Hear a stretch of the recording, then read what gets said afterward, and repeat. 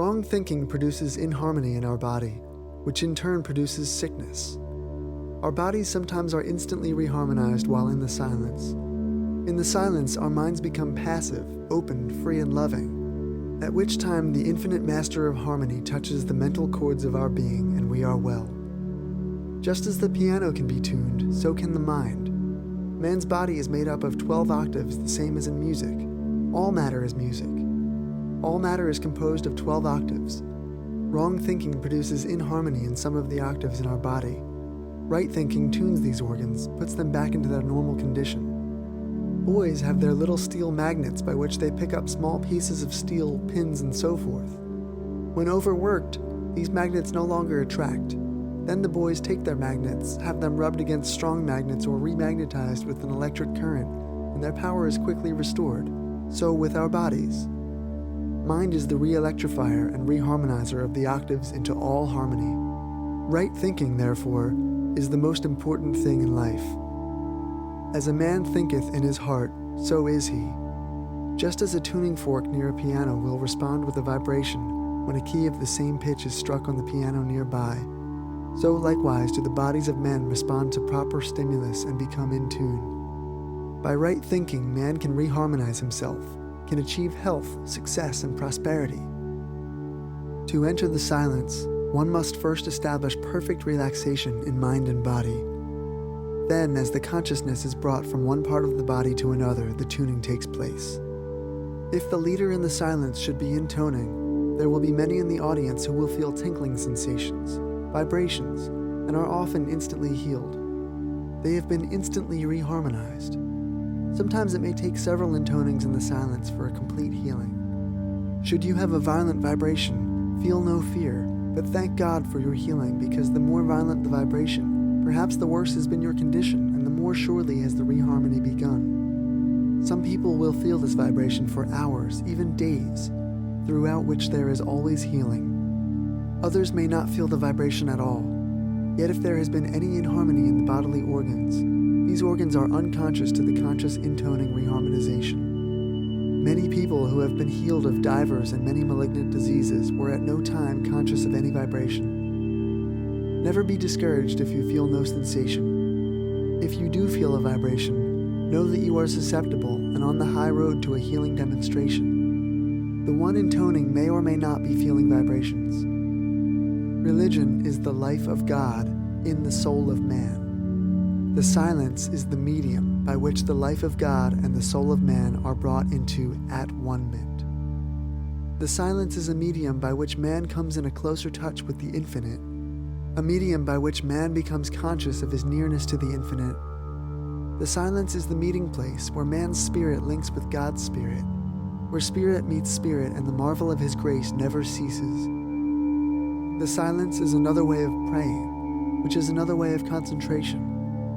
It is another way of visualization. As a man thinketh in his heart, so is he. In the silence, a man can by his thoughts change his life, his conditions, his environment, his all.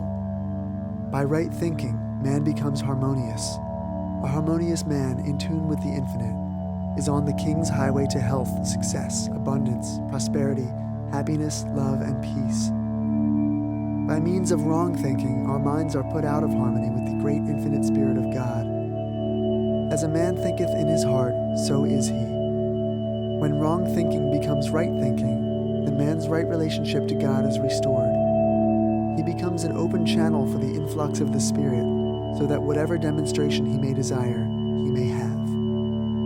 In the silence, a man may change his thinking as in no other way, therefore may change his heart, change his whole being, change his environment, change every condition to which he was subject. The human body may be likened to a harp. When man thinks rightly, his body is in tune, but wrong thinking creates inharmony in the body and produces sickness. Wrong thinking produces inharmony in the mind, which, of course, disconnects man from rightful association with the divine. A man must therefore think right. Yet, because of centuries of erroneous conception of God and of the world, man has been a negative instead of a positive being, and his unwisdom has reacted upon the present generation. We are mental sending and receiving stations. what we receive depends upon how we are thinking now. For success, health, and happiness, we must, in the silent chambers of the soul, change our thinking if we are holding negative or inharmonious thoughts. In the silence, there is presented to man his greatest opportunity to change his thinking. Wrong thinking produces inharmony of the body, which in turn produces sickness. If we change to right thinking, we have health, success, and happiness. Therefore, the silence, when properly used, reharmonizes our bodies and minds through the simple agency of right thinking. There are steps of approach to the silence.